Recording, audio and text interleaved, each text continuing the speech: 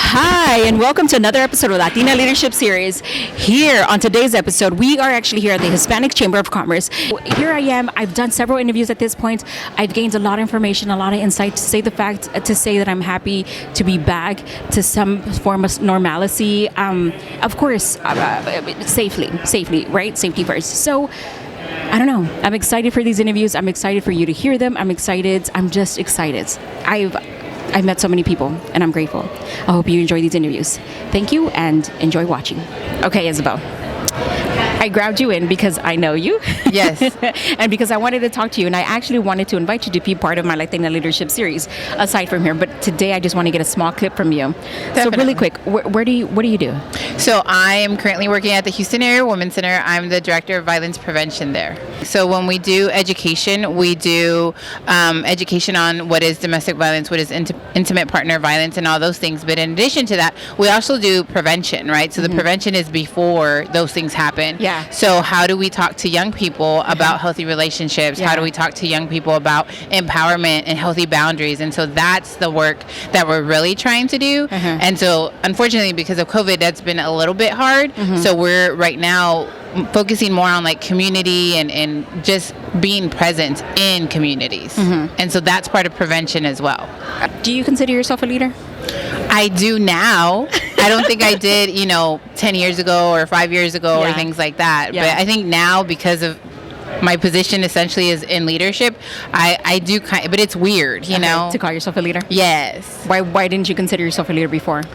I think because I haven't changed. Okay. I've done a lot of the same stuff, and people always assume that with leadership, people change. With leadership, you have a certain type of personality, right? Yeah. And I don't feel like I fit that personality. Okay. So I think that's why for me it's a little bit hard. I don't know. I hope I haven't changed, right? But, it's just, I think being authentic is a big part of being a leader. And I think maybe for me, I never saw that part of it. And so I think just recognizing that wasn't something I thought of in leadership. But now reflecting back, I was like, yeah, most of the leaders that I appreciate were 100% authentic, 100% themselves. And so I think that is a huge part of leadership, is being true to who you are. Yeah, I have an amazing person that I've been knowing for quite some time. Do you want to introduce yourself? Absolutely. So my name is Nira Arya, and I am an Asian Latina. Currently, I am getting my MBA at Texas A&M University in College Station. The way I know you is you used to work for the Texans. Yes. Okay, what did you do for them? So I was their senior marketing coordinator, and it was a little bit of everything. Okay. So I did email marketing. I would help navigate different portions of sponsorship contracts to make sure that we were delivering on the marketing end of those. And I even delved into some Latino marketing. Yeah, that's how we got to introduce you. Okay. Yes. What are you up to now, aside from school? So aside from school, I am really just focusing on planning out my next steps. Okay. So being back in that environment has shown me that I am very passionate about DEI. Okay. That is something that I just... Diversity and inclusion. Yes. Okay. Yes. Diversity, equity, and inclusion. Yes. So I've been networking and meeting people because I want to start building a platform where we really talk about what DEI means, because it's a very very popular word right now. It's a very popular topic. Yeah. But people aren't really talking about how to make it happen within the workplace in a way that's actually natural and not something that feels forced on other people. Yeah. So that's something I've been wanting to do, and I'm trying that's a hot topic, man, because there's a lot of conversation that can happen around us. So much I've been reading so many books about it because I really want to understand what other people are saying, because there's something that people feel that they're diverse or that they're very inclusive, but when you talk to someone that's on the receiving end, like a minority, they'll tell you whether or not they actually feel included. And what I have found from a lot of people I've talked is that they recognize people's efforts, but they don't feel included. Yeah. Do you consider yourself a leader? That's a loaded question. It is. I've always felt that people that are actual leaders are not the ones that actually consider themselves as a leader. Yeah. They they just do. They just exist, and they really want to make life better for others. And while I don't necessarily consider myself a leader, I aspire to be someone that in the future can really make a change. Okay, Gina, can you tell me a little bit about yourself? Yes, my name is Gina Gonzalez Cooper, and I'm in a family business of restaurateurs here in the East End and Clear Lake. We're family owned, and we own Mamacitas and El Jardín. We essentially came from the East End, so we're familiar with Ito, and we still own El Jardín after 45 years. So. After 45 years? Yes, ma'am. I love El Jardín. Who started? Who started the amazing food? When my dad came back from being in the Army, there was an opportunity to open El Jardín, and my grandpa and my father and my mother are the ones that invested in it. And after that took off, they still own it today. My mom does. My dad passed away last year. Oh, I'm so sorry to hear that. So it's a family-run business still to this day. We still run it, and we still own Mamacitas. It gave us opportunity to open elsewhere in unfamiliar territory and new demographics. And we still dominate the Clear Lake Mamacitas, believe it or not. So we've been in business I haven't been in business, but they've been in business for over 30 years. So it's a blessing. So you grew up within the restaurant industry? Yes. Yeah, okay. So what have you learned? I've learned to take things with grit. Be ready for anything. Take things as advice, learn and grow, because things evolutionize. Our times evolutionize. When my parents came in, they weren't familiar with business. They didn't have the opportunity that they gave me. They sacrificed so much more. So I can be more fluid and be more out there. And I actually love it. I love engaging with people. I like having my customer base. They become family. So it's a learning experience for me. I love the generations that come in. I love it. What is that one thing of leadership that your parents have shown you? Leadership is go in full force. Don't be fearful. If there's an opportunity, go for it. But when you do it, empower other people. Oh, I've never heard that. I'm all about empowering women, men, children, teens. It doesn't matter. You have to be a Latino per se. But you have to be somebody that wants to excel. So I'm all about successful stories. Anything can be successful, but when it takes you in other places, when you can work with nonprofits, with the community, it helps amplify the need and the blessings. Yes, it does. So that's how we see it. Do you consider yourself a leader? I do. Why? Because I consider myself a leader because I see people asking for my advice, and that's something unheard of. I'm 40 years old. Usually you see people advising at a later in age stage. But because I have the parents I had, it enables me to be graceful and compassionate and be understanding. The good thing about being a leader is listening. Listening to the need and being there for the need. I agree. And then seeing if in the future you can be my leader. So everybody has the ability to be a leader. It just depends when. Gina, that's an amazing. I love asking this question because I always get different answers. The fact that you mentioned grit, it takes an audacity to have that grit. It takes something within you to sit there and say, yes, can I help? And then more so to be like, one, should I help? Two, can I help? How can I help? Maybe not to the extent that I can or that they're asking, but at some point I listened. And maybe I'll take that in, and right now I might not be able to, but in the future I will. That's amazing. Thank you, Gina. Ana, can I get you to state your name one more time so I can get it right? Yes, it's Ana Garcia. Ana Garcia. Okay, Ana, you happen to mention to me right now at this very moment that you had a leadership. Is it a leadership group that you're starting, that you're initiating? So I am the national president of Hacemos, and Hacemos is the Hispanic Latino Employee Resource Group at AT&T. And AT&T released some statistics indicating that Latinas were underrepresented when it came to leadership roles. Yes, we are. I've done the research. Yes, we are. So we have a board, a national executive board, and one of our partners, Martha Aldaca, which is our our executive vice president for professional development, and I have been working on launching the inaugural Hacemos Emerging Latina Leadership Program. Okay, and what do you do? So this leadership program is a 6-month intensive course, and I would tell you it has been a blessing because we need it. We do. Yes, we do. That's why I laugh. But it's also very, very hard, right? Because, some of these women are getting out of their comfort zones. Latinas for years have been, you've got hoops on today. Yes, I do. Them. How many times do you hear don't wear hoops? Our lipstick color seems to be a problem for some. I'm still going to wear it, guys. But so we started this program to really address the things that Latinas feel in corporate America. Not just every woman, but specific and honed in into Latinas. We invited partners such as universities in the area to also come and lead some conversations. We have very interactive workshops to teach them, yes, job skills, but then we also wanted to personify it and personalize it with experiences we have as Latinas. And they have a Capstone Project. And the Capstone Project is doing something kind of like this. That is advertised to everyone. We're a national organization with 36 chapters across the U.S. So they have to be on camera. For a national audience. Sometimes hundreds, sometimes, more. And then it goes and lives forever on YouTube. So we really put a little bit of pressure, but I've always told them that if you're not uncomfortable, you're not growing. Correct. And Latinas, we need that.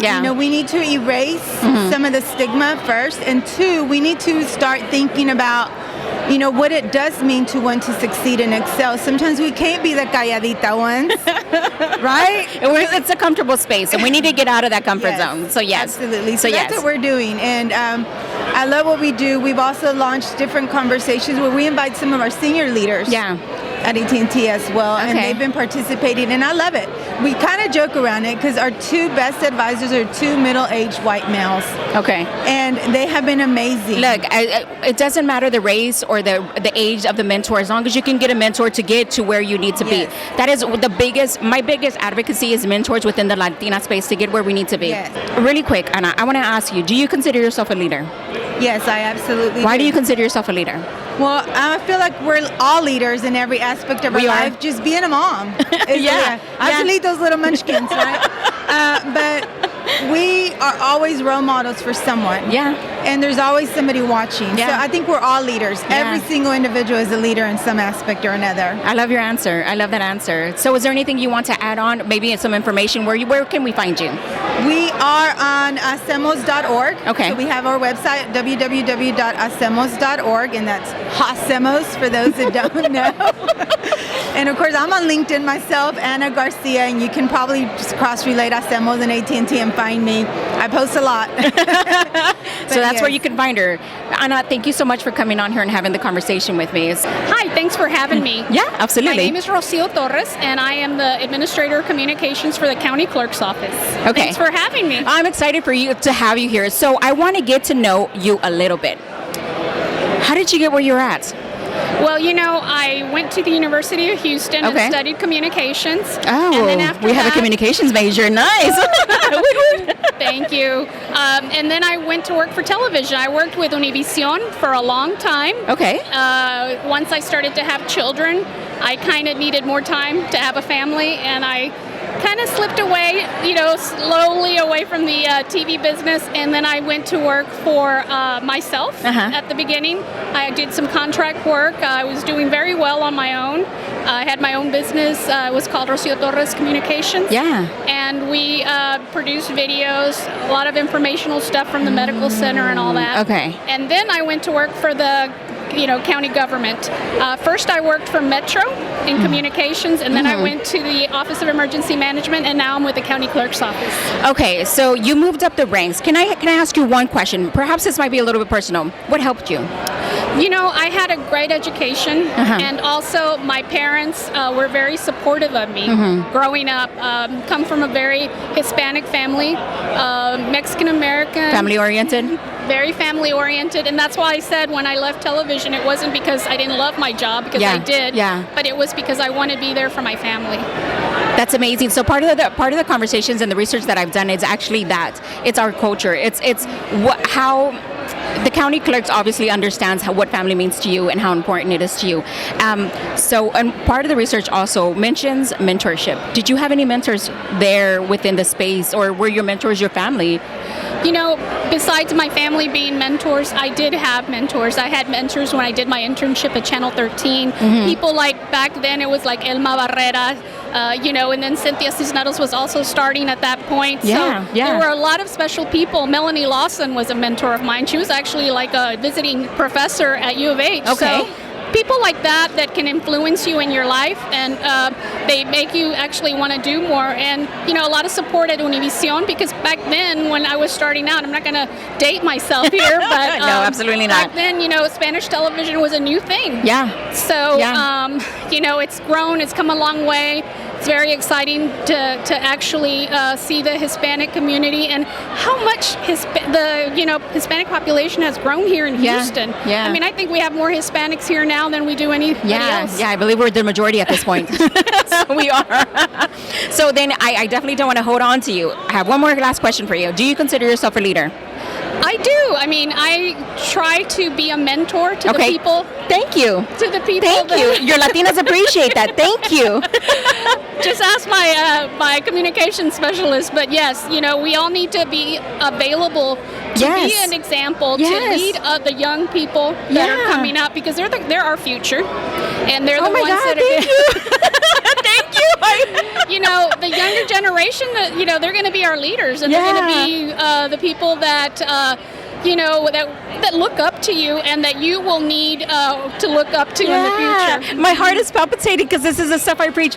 Thank you so much for giving that. Oh my God, that's an amazing response. Thank you so much. At some point, I love to come and invite you out to the studio and talk about mentorship and what you actually do within that space. Great. But thank you so much for coming on here and allow me to have you here. No, thank you. I always enjoy doing this, and it's very important. Yeah, absolutely. It's very important to show our support to the Hispanic community and all the young people out there. Aquí tenemos otra entrevista que le puedo hacer aquí en el Hispanic Chamber of Commerce. So, really quick, ¿me puedes dar tu nombre y qué es lo que haces? Mi nombre es Judy Olivares y soy asesor de servicios financieros. ¿Servicios financieros? ¿Qué tipo de...? Financial Service Professionals. Okay. Y mi especialidad es en la parte de sucesiones, estate planning, retirement. Esa es mi especialidad realmente. ¿Cuántos años tienes haciendo esto y cómo comenzaste? Tengo 5 años haciendo esto. Tengo 7 años en este país. Soy venezolana. ¡Wow!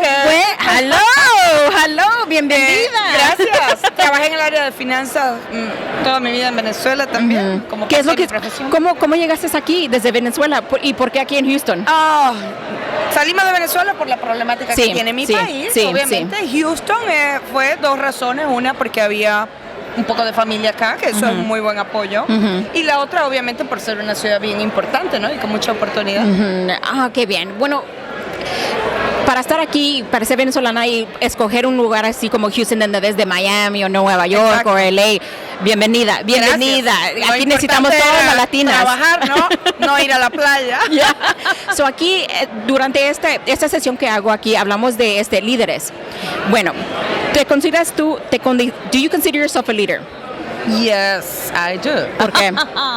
Sí, me gusta, y fíjate qué bueno que me preguntas eso. ¿Por qué me considero líder? Porque simplemente por el hecho de que me gusta apoyar a las mujeres, sobre todo migrantes, que quieren otra vez involucrarse en su campo profesional, que quieren crecer, que quieren salir adelante.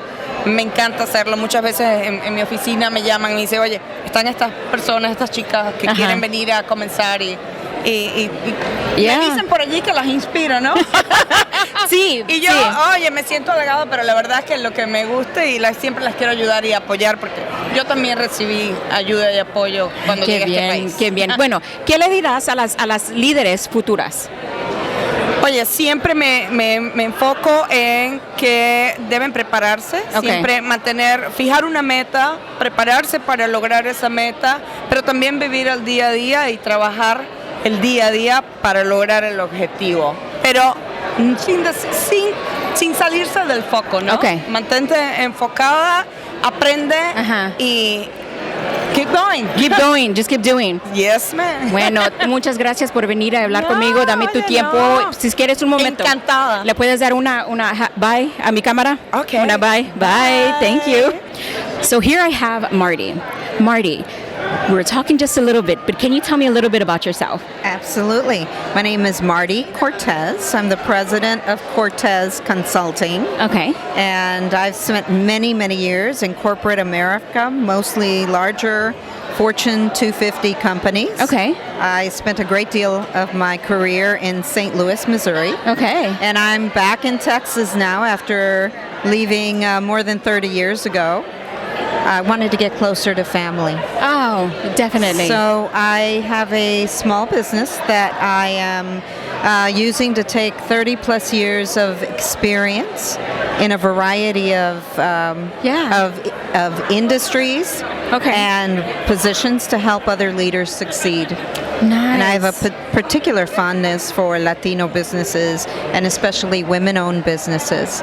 How long have you had your consulting company? For over a year and a half. Okay, well, welcome to the entrepreneur world. Welcome to the space. Thank you. Welcome to the space. So 30 years in corporate America. Absolutely. Okay, what did you do? So I've done everything, but my experience crosses really, I like projects and I like working with leaders who are focusing on developing their brand identity, the strategy on how to deliver on their brand promise, and the experience. I have a career that spans customer experience, visitor experience in many different applications. For instance, I've worked at companies like Bank of America, at the largest, one of the largest cable companies, Spectrum. I worked for, and then I ran the operation of one of the largest museums in the country, St. Louis Science Center. So I have a breadth of experience in a variety of applications. You do. You've done quite a few. Yes. You've done a lot. And that's why I feel like at this point in my career where I really can make a decision on what I want to do and where I want to spend my time, I'd really like to help other leaders succeed because I'm very creative and I've also dealt with just about all of those challenges a leader will deal with. Absolutely. So what helped you get to the place or to move up in that corporate ladder that we like to call? What helped me? What helped you? One of the biggest things you want to ask your leaders is what worries you and what do you want to see changed, or how can I contribute to delivering what you're looking for that aligns to the strategy? Okay. That is a real simple question. It is a real simple question. At the end of the day, we are all there to contribute to a bigger picture, not to contribute to our own picture. Yeah. But when you're growing your career, be a part of the solution. Okay. Not a part of the problem. Okay. And contribute to the success of the organization. The only way you'll know how to do that is by asking that question. That's an amazing nugget. Really quick before I let you go, do you consider yourself a leader? Absolutely. Why? Wow, ever since my parents would tell you that ever since I was a little girl, I was always trying to be in charge of things. One of the things that identifies me, though, is even early in my career, I'd tell my bosses, I want to be on that project, but I want to lead it. Yeah. I just love leading. Yeah. I like I've learned early on that a good leader is surrounded by really great people because no one leader can do it alone. You're right. But I also know that sometimes to a fault, I communicate, I share. Yeah. I help people have all the information that they need to make the best choice. Because the sign of a good leader is what they're doing when you're not there, not when you're there. Oh. Yeah. Every time I ask that question, I get information that I'm putting in it, like on my little book. Thank you. You're welcome. The sign of a great leader is what they're doing when you're not there. Right. Because that means you've done a great job in informing every good person on your team of what your objective is, what your goals are, and what your mission is or vision. And then you give them the tools to do the right thing and get out of the way. Yeah. Because you can't control everything. Leading is not control. So here I am again with a small, quick interview, but this time I know the interviewee. But perhaps some people on here don't know who you are. Yes, that's right. Well, my name is Jack. Do I look at you? Me, the camera, you, wherever you feel comfortable. Okay. Wherever you feel comfortable. Here, however it flows. Hello, everyone. My name is Jackie Gill, and I am a media specialist by profession. I work for the Metropolitan Transit Authority of Harris County. Metro. Or the friendly bus system here in Houston. But I will tell you, we are the 4th largest city. It's a very, the transit agency actually, really impacts a lot of our community, Latino community. Yeah. And there's so many great opportunities for our people there. And, people don't realize how transit really affects neighborhoods and communities. Yeah. I remember when they changed the route on me, I was like, what's going on? But then the bus came closer to my house. I was like, okay, we're fine. We're good. Yeah, that was the New Bus Network that you're talking about it back in 2015 when I actually started at Metro. Can you believe I would never thought that I would have We've known each other for so long, and why didn't you think you were going to land there? You're amazing. ¿Por qué? Why not there? Well, first of all, I come from like more so my background is in news. And of course, for a little while, I did a little entertainment stint. Right? So I went on to produce it's a feature film about immigration. And it was one of these low budget movies, but I really wanted to go into like that type of industry, that entertainment, movie making, documentary industry. That's really where my passion has always been, really, to be quite honest. Yeah, I remember when you had your show. Hopefully you can bring that one back, because I enjoyed it. I enjoyed it. Let me tell you. Tell me. I have seen, well, first of all, with this whole election that left us like, like what in the world? Ever since then, before then, I'll just tell you the little story. Before then, I didn't think that we needed these type of stories. There were so many great people doing so How many wrong great we things. were. And how wrong we were. How wrong we were. Now you go back in retrospect and you're like, man, my show was needed this whole entire time.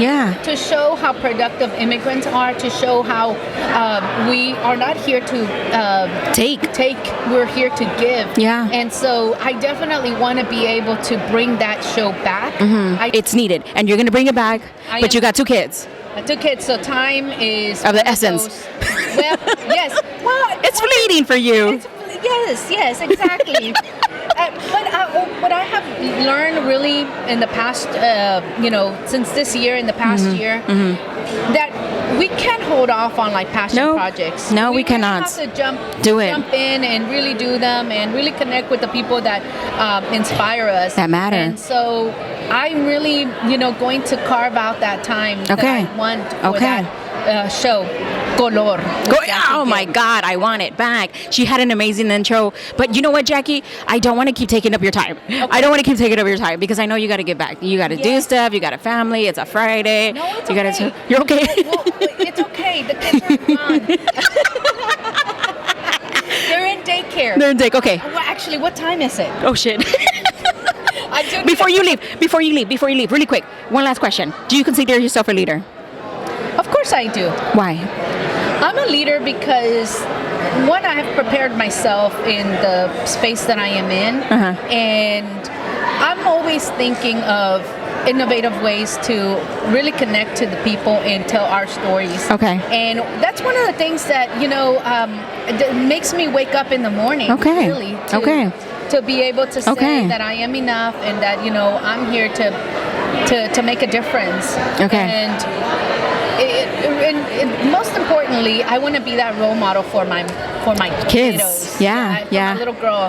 She's 7 years old. Yeah, she's amazing. And she's just a handful right now. But she's amazing. But I love I love my children. Yeah. And amazing. they're the greatest thing that have happened to me. I keep saying they're amazing because I love her. I've known your daughter, like I've seen her when you had her. She was amazing. Little. When she was little. So, but okay. So aside from that, Jackie, thank you so much for coming on here and talking to me and giving me the space. I want to officially invite you to our studio and have an in-depth conversation about what you've been up to. Okay, good. I would love to. Good. Why don't we do this when we launch Color with Jackie Gill? Okay. You guys are going to be on it. Oh, nice. We want to have amazing stories, really. To showcase, what we can accomplish. And so I remember when Juan, was writing Juan of Words, and I was at Lopez Marketing, and I was looking for amazing writers that can tell stories, in which we can, partner up with, and that's how I met you guys. And we switched it up on you. We got a podcast for you now. That's where we switched it up 10 years ago. Right. 10 years ago, Jackie, 10 years ago. 10 years ago. All right. I te dejo. Bueno, really quick, Jackie, can you wave at my camera before you leave? Bye. Who are you and what do you do? Absolutely. Well, pleasure to meet you. Thank you so much for taking the time. Yeah. So my name is Jennifer Enning. I am the co-founder of a company called Legado. My business partner, Liz Murphy. We are a minority and women-owned business and an investment firm. Helping investment firm. Yes, helping foreign nationals come here to the U.S. But then also find investments either in housing, starting businesses, and being able to give them, help them with the American dream from an immigration standpoint, but then also finding real estate and transition assistance once they arrive here in the States. So, yes, if I was a foreign national, how would you? If I came in, say I came in from like Guatemala, I was a foreign national, how would you help me? Yes. So how we would help you is basically our team at the beginning when we were back in your country. Okay, what do you need? Do you need housing? Do you need schooling for your children? Where do you want to be? What is your lifestyle? Banking? What do we need? And we help to start setting up those things for your infrastructure and for your arrival when you come here. Right? If you have that opportunity.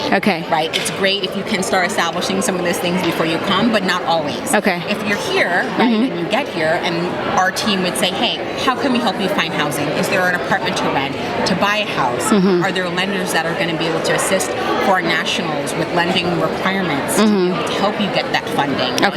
We help to walk people through those processes. What are the schools? Where do you need to be? And just helping people transition. One of the things, right, when you move someplace, there's so many moving pieces. They are. Yep. And a lot of times you just want somebody, give me a little guidance. Give me a little guidance. Help just maybe give me some opportunities and things to learn about, right? And then I can take it from there. But so we just try to help to kind of narrow down the choices and then also support, the foreign nationals and immigrants when they come here. So that's part of our kind of road. Jennifer, I want to get to know a little bit about you. How did you get started with this? Oh my gosh. Where did you start? I can't even tell you. It's so funny. I have a background in management consulting and investments. And I actually just moved to Houston about a year ago, myself from Washington, D.C. And I have a lot of people who just moved here. Why Houston? Honestly, I would travel here for business. And when I was in management consulting, and I loved Houston, and just honestly decided to up and move about a year ago. Welcome. The fact that we're growing in this capacity, like excites me. So you were there in Washington. You came here, and then real estate brought you here. Real estate, and I just started anew. Met my business partner here, who's also a fellow realtor with Sotheby's International Real Estate. And we have found this niche. Because there's a need for representation in the minority community, the women-owned community, to say, okay, what are the support and the services that we need when we come here? Well, thank you for providing that service, especially. So really quick, before I let you go, because I don't want to keep up your time, it's a Friday. I have a question. Do you consider yourself a leader? I do. Why? Because I think leaders, there's a couple things that when I think about a leader to me, is that you can meet people where they're at. And I think the sign of a good leader is that regardless of if a person is, a C-suite executive or a person that, let's say, is a janitor, we're all the same. And we need to treat people with that same respect and that same dignity. And I think a true leader recognizes that. Right? And that you embrace people wherever they are in their lot in life. And that you're able to communicate with them and to inspire them in some way. And through that inspiration, people will also lead you, and you also help to enhance and better their life. Absolutely, Jennifer. That's an amazing answer. Thank you. Thank you so much for taking the time and opportunity to talk to you. Thank you. And here I am with another interview here at the Hispanic Chamber of Commerce. So, really quick, can you introduce yourself? Yes, my name is Brenda Boral with Boral Agency. We are a full creative marketing agency serving manufacturing, engineering, construction, and B2B companies. Okay, so how long have you been there? 10 years. I own it with my sister. Nice. You're an entrepreneur. Yes. Fellow entrepreneur. Nice. Yes. Nice to meet you. Nice to meet you. So if I was a client, what would you do for me? I will create a strategy and I will gather data. I will gather data from your clients, from your competitors, and for your own employees. And I will put a plan of action for your marketing as a whole. And where are the areas that you are actually lacking in marketing to give you consistency in your lead generation, because business owners need to have leads coming from different sources, not only from the website, not only from one marketing effort. They have to have 10, 15 marketing efforts, and I help them with that. Produce lead generation and to produce brand consistency. How did y'all get into that? How did y'all start My that? background is in marketing. Okay. I am originally from Bolivia, South America. I went to school there. I had a bachelor in business and I have a master in marketing. And I came here in 2005. My husband had an offer to work in Houston. He's an engineer. And I here since 2005. My sister followed me 2 years later. Same story, similar story. And back in 2009, we decided to start on an agency, and we did it since then. 2009, we had the planning, and we launched the agency in 2011. So it's been more than 10 years. Yeah, it's successful, obviously, because it's over 10 years, and we all know the story, right? Yes. The 5-year mark. 5 years are so hard. It is so hard, but we made it. It is. Well, I would love to actually be there myself at some point. But so I have a few questions for you. Okay, here on the Latina Leadership Series, we talk about leaders, right? We talk about in your career, in this venture that you've taken on. What has helped? Who has helped you? Join organizations like this one has helped me. Okay. The first organization that Hispanic we joined Chamber. is the Hispanic Chamber of Commerce. I consider myself a leader because I love to share my knowledge. And I'm looking to connect with people in where I can inspire them to action. And when you share what you know, you inspire others to actions, you are a leader. Yeah. Because you are doing something better for someone. Yeah.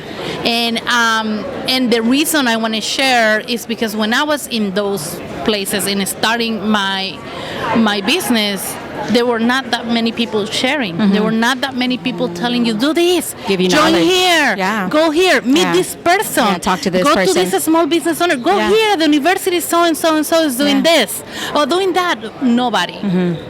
And I had to ask, I had to find it on myself, and not that many people want to go and ask, because it's different personalities. I don't have any problem talking to people and asking. Not that many people is there. They have the drive to be entrepreneurs, but they're not extroverts. I want to help, and I want to share and say, hey, this is how I did it, you can do it too. Entonces aquí tengo una más entrevista que hacer, porque me gusta hacer entrevistas y especialmente con las latinas que están haciendo cosas, amazing things here in the community, especially in the Houston community. So really quick, ¿a quién tengo? ¿Con quién tengo el placer? Diva Soraya Erazo.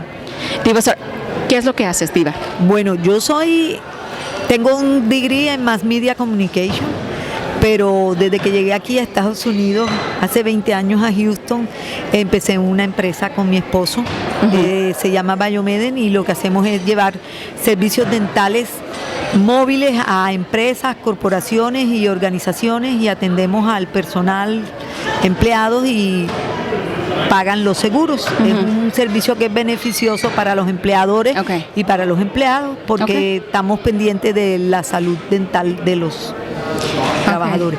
Y también tengo una empresa de pijamas con mis amigas del colegio. Somos 5 socias y con esa es la empresa que estoy hoy aquí. ¿Qué tanto tiempo tienes haciendo esto? De las pijamas. Bueno, de empresa que tienes, una empresa y pijamas. ¿Qué Tengo tanto tiempo? 2 empresas. Ok. 17 años. Wow. Y no era empresaria antes de venir. Fue algo que surgió por la necesidad de sacar adelante la familia, los hijos y reinventarnos. Entonces empezamos la empresa y nos ha ido muy bien, gracias a Dios. Hago parte del board del Houston Hispanic Chamber of Commerce, estoy en la foundation y muy involucrada. Me gusta mucho estar aquí porque creo que es importante pertenecer a organizaciones como estas que te ayudan a potencializar todas las opciones que tú tienes, y organizaciones como el Houston Hispanic Chamber of Commerce han ayudado a muchas personas y a mí muchísimo a ser exitosa en mis empresas. Ok, en esta serie hablo de líderes. ¿Te consideras una líder? Sí. ¿Por qué? Porque soy una persona que me gusta compartir mi conocimiento con los demás y ayudar a los demás, y me gusta que la gente que viene conmigo o que está a mi alrededor surja y mejore su calidad de vida. Y si yo puedo darles recursos de información y puedo ayudarlos a conectarse, lo voy a hacer. I love your answer. I love the answer. I love your answer. ¿Qué es una cosa que puedes decir que, ok, esa es una líder? Una líder es una persona que le gusta que la gente a su alrededor surja, que tenga una mejor vida, que cada día mejore, crezca y tenga un mejor porvenir. Y a mí me gusta eso, a mí me gusta compartir con la gente, me gusta ayudarlo. Si a mí alguien me dice, necesito esto, yo te lo tengo. Pero no es que le digo, aquí está el teléfono, no. Yo llamo y le digo, le di tu teléfono a Sutanito y llámalo para que te dé necesita alguien que te haga la página web y ya le di tu dato. Y me gusta porque ¿por qué no ayudar a la gente? Si yo tengo los recursos o conozco a la gente, ¿por qué no ayudarlo? Ese es mi concepto, es mi filosofía de vida.